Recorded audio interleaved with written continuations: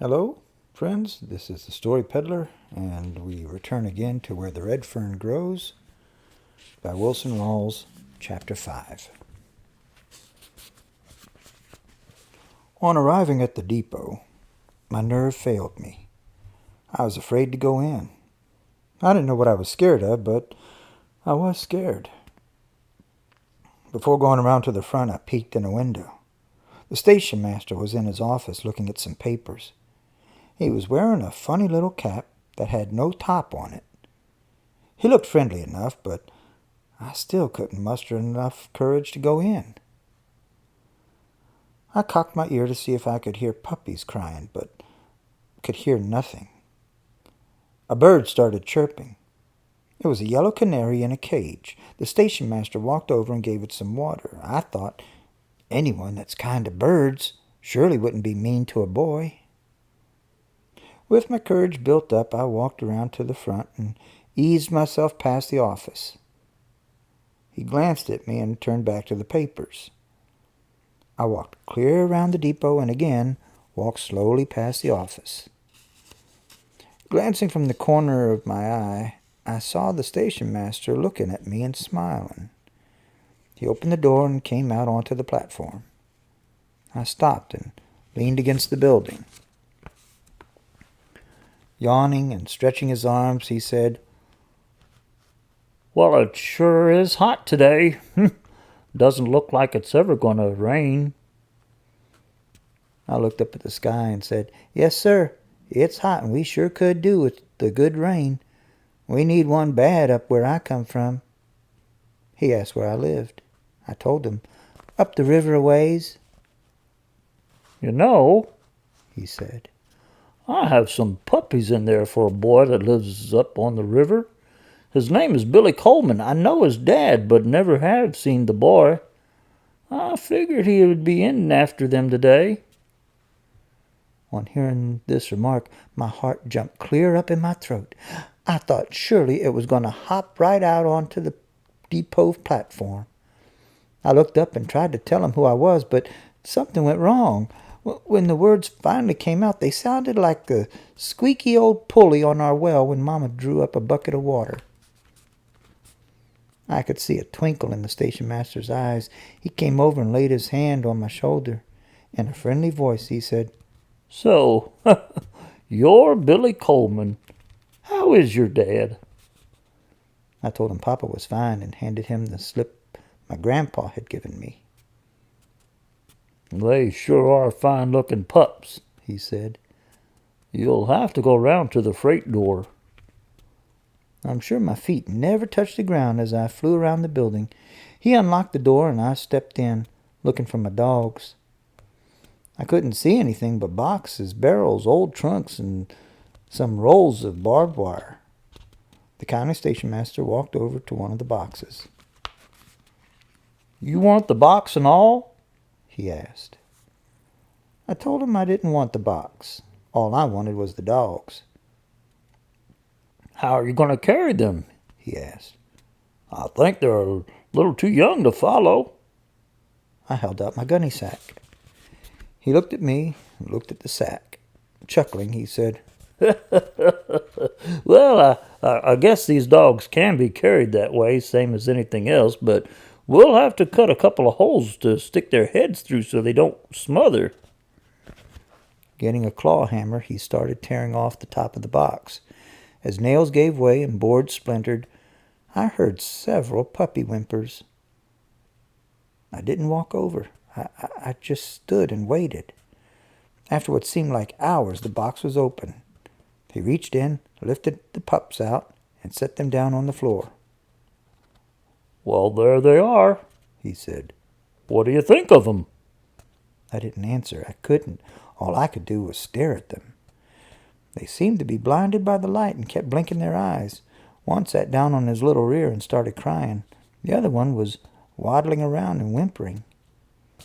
I wanted so much to step over and pick them up. Several times I tried to move my feet, but they seemed to be nailed to the floor. I knew the pups were mine, all mine, yet I couldn't move. My heart started acting like a drunk grasshopper. I tried to swallow and couldn't. My Adam's apple wouldn't work. One pup started my way. I held my breath. On he came until I felt the scratchy little foot on mine. The other pup followed. A warm puppy tongue caressed my sore foot.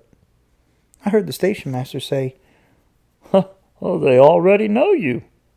I knelt down and gathered them in my arms. I buried my face between their wiggling bodies and cried. The station master, sensing something more than just two dogs and a boy, waited in silence. Rising with the two pups held close to my chest, I asked if I owed anything. He said, well, there's a small feed bill, but I'll take care of it. It's not much anyway. Taking his knife, he cut 2 slits in the sack. He put the pups in it and worked their heads through the holes. As he handed the sack to me, he said, well, there you are. Goodbye and good hunting. Walking down the street toward town, I thought, now maybe the people won't stare at me when they see what I've got. After all, not every boy owns 2 good hounds. Turning the corner onto Main Street, I threw out my chest. I hadn't gone far before I realized that the reception I got wasn't what I thought it would be. People began to stop and stare. Some even snickered. I couldn't understand why they were staring. Surely it couldn't be at the 2 beautiful hound pups sticking out of the gunny sack. Thinking that maybe I had a hole in the seat of my britches, I looked over to my reflection in a plate glass window. I craned my neck for a better view of my rear. I could see a patch there all right, and a few threadbare spots, but no whiteness was showing, though. I figured that the people were just jealous because they didn't have 2 good hounds. I saw a drunk coming. He was staggering all over the street. Just as he was passing me, I heard him stop. As I looked back, I saw he was staring wide-eyed at my sack. Closing his eyes, he rubbed them with his hands. Opening them again, he stared. Shaking his head, he staggered on down the street. All around, people began to roar with laughter. Some shouted, "What's the matter, John? You seeing things today?" I hurried on, wanting to get away from the stares and the snickers. It wouldn't have happened again in 100 years, but there they came. The same 2 old women I had met before. We stopped and had another glaring fight. One said, "I declare." The other one snorted, "Well, I never." My face burned. I couldn't take any more. After all, a man can stand so much and no more. In a loud voice, I said, "You may have these people fooled with those expensive-looking feathers in your hats, but I know what they are. They're goose feathers painted with iodine." One started to say something, but her words were drowned out by the roaring laughter from all around. Gathering up their long skirts, they swished on down the street. All around me, people began to shout questions and laugh. One wanted to know if I had the mother in the sack. Storekeepers stepped out and gawked. I could see the end of the street, but it looked as if it were 100 miles away. My face was as red as a fox's tail. I ducked my head, tightened my grip on the sack, and walked on. I don't know where they came from, but like chickens coming home to roost, they flocked around me. Most of them were about my age. Some were a little bigger, some smaller. They ganged around me and screaming and yelling. They started clapping their hands and chanting, "The dog boy has come to town. The dog boy has come to town." My heart burst. Tears came rolling. The day I had waited for so long had turned black and ugly. The leader of the gang was about my size. He had a dirty, freckled face, and his 2 front teeth were missing. I suppose he had lost them in a back alley fight.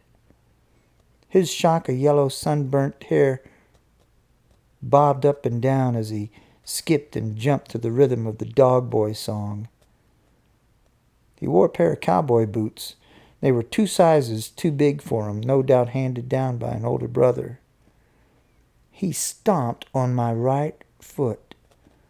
I looked down and saw a drop of blood ooze out from under the broken nail.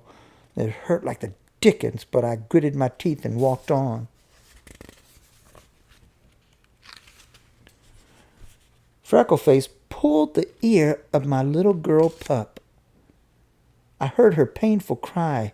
That was too much.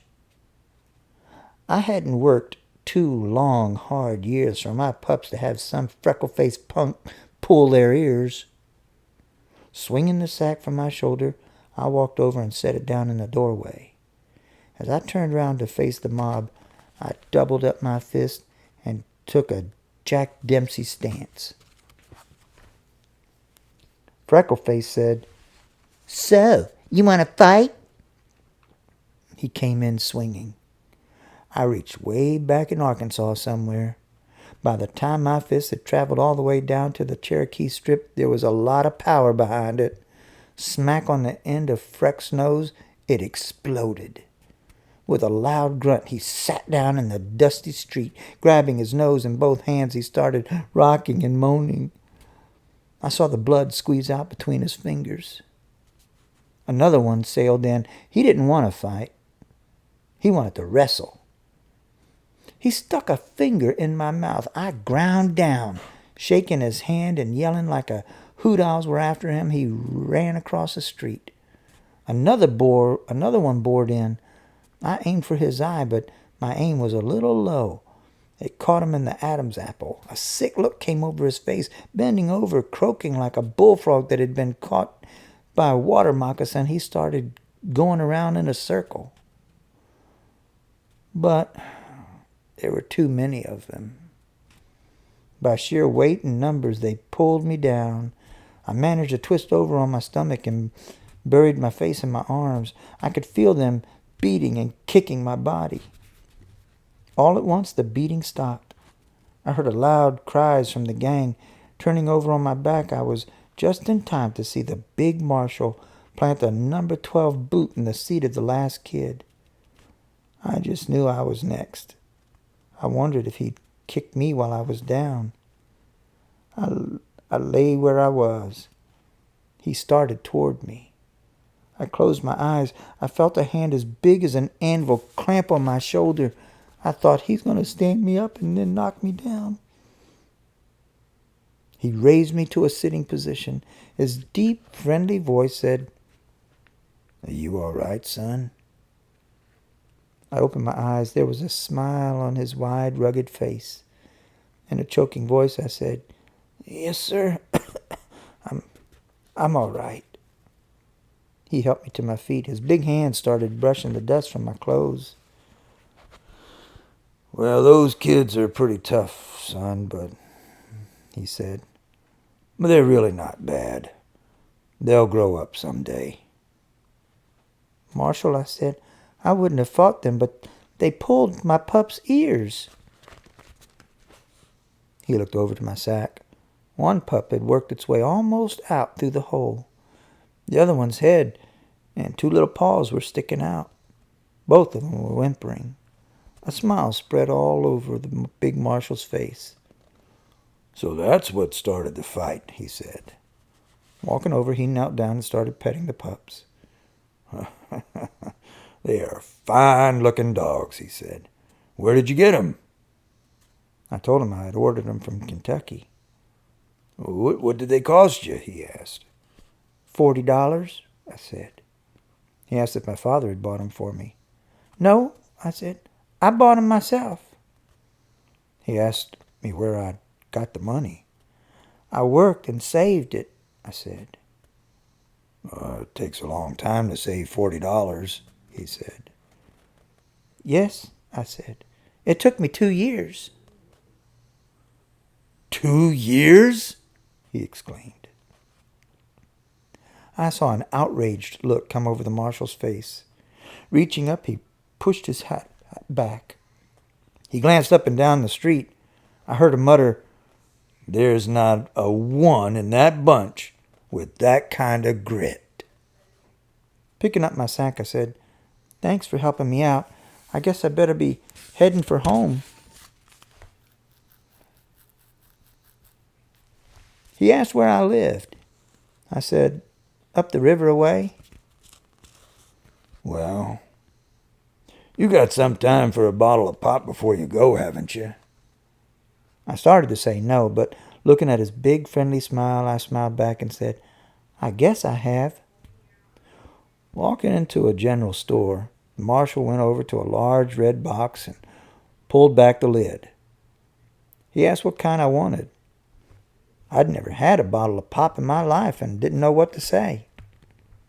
Seeing my hesitation, he said, "Well, this strawberry looks pretty good." I said that would be fine. The cool pop felt wonderful to my hot, dry throat. My dark little world had brightened up again. I had my pups. I had found a wonderful friend. I knew that the stories I had heard about marshals weren't true. Never again would I be scared when I saw one. Back out on the street, I shook hands with the marshal, saying as I did, "If you're up in my part of the country, come over and see me. You can find our place by asking at my grandfather's store." "Store?" he asked. "Why, the only store upriver is about 30 miles from here." "Yes," I said. "That's my grandpa's place." He asked if I was afoot. "Yes," I said. "You won't make it tonight," he said, "will you?" "No," I said. "I intend to camp out somewhere." I saw he was bothered. "I'll be all right," I said. "I'm not scared of the mountains." He looked at me and at my pups. Taking off his hat, he scratched his head. Chuckling deep down in his barrel-like chest, he said, "Yes, I guess you will be all right. Well, goodbye and good luck.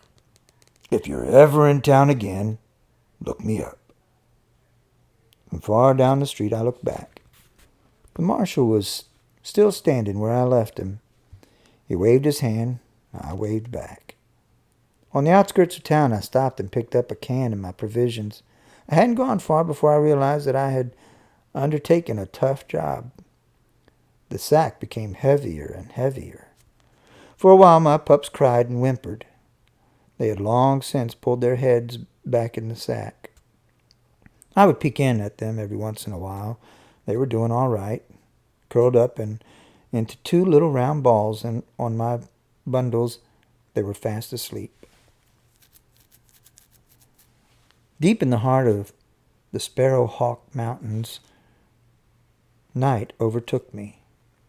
There in a cave with a stream close by, I put up for the night. Taking my pups and bundles from the gunny sack, I used it to gather leaves and make us a bed. My pups followed me on every trip, whimpering and crying, tumbling and falling over sticks and rocks. After the bed was made, I built a fire. In a can of water from the mountain stream, I boiled 3 eggs. Next, I boiled half of the remaining salt pork. Cutting the meat up in small pieces, I fed it to my pups. Each of us had a piece of candy for dessert. My pups enjoyed the candy. With their needle-sharp teeth, they gnawed and worried it until it was melted away. While they were busy playing, I dragged up several large timbers and built a fire which would last for hours. In a short time, the cave grew warm and comfortable from the heat. The leaves were soft and felt good to my tired body and sore feet. As I lay stretched out, my pups crawled all over me. I played with them. They would waddle up to the front of the cave and look at the fire, and come scampering back to roll and play in the soft leaves. I noticed the boy dog was much larger than the girl dog. He was a deeper red in color. His chest was broad and solid. His puppy muscles knotted and rippled under the velvety skin. He was different in every way.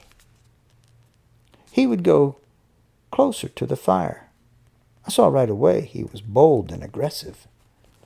Once he went around the fire and ventured out into the darkness. I waited to see if he would come back. He came wobbling to the mouth of the cave, but hesitated there. He made several attempts to come back, but the flames were leaping higher by the minute. The space between the fire and the wall of the cave was much hotter than when he had ventured out. Whimpering and crying, he kept trying to get around the fire. I said not a word, just watched. Puppy though he was, he did something which brought a smile to my face. Getting as close as he could to the side of the cave, he turned his rear to the fire. Hopping sideways, yipping at every jump, he made it through the heat and sailed into the pile of leaves. He had had enough. Curling up in a ball close to me, he went to sleep. The girl pup was small and timid. Her legs and body were short. Her head was small and delicate. She must have been the runt of the litter. I didn't have to look twice to see that what she lacked in power, she made up in brains. She was a much smarter dog than the boy dog, more sure of herself, more cautious. I knew when the trail became tough, she would be the one to unravel it. I knew I had a wonderful combination. In my dogs, I had not only the power, but the brains along with it. I was a tired boy. My legs were stiff and my feet sore and throbbing. My shoulders were red and raw from the weight of the sack. I covered my pups up with the leaves and moved my body as close to them as I could. I knew as night wore on and the fire died down, the chill would come. Tired but happy, I fell asleep. Along in the night, in the silent hours of night, I was awakened. I opened my eyes but didn't move. I lay and listened, trying to figure out what it was that had aroused me. At first I thought one of my pups had awakened me by moving and whimpering. I discarded this thought, for I could see that they were both fast asleep. I decided it was my imagination working. My fire had burned down, leaving only a glowing red body of coals. The cave was dark and silent. Chill from the night had crept in. I was on the point of getting up to rebuild the fire when I heard what had awakened me. At first I thought it was a woman screaming. I listened. My heart began to pound. I could feel the strain all over my body as nerves grew tighter and tighter. It came again, closer this time. The high pitch of the scream shattered the silence of the quiet night. The sound seemed to be all around us. It screamed its way into the cave and rang like a blacksmith's anvil against the rock walls. The blood froze in my veins. I was terrified.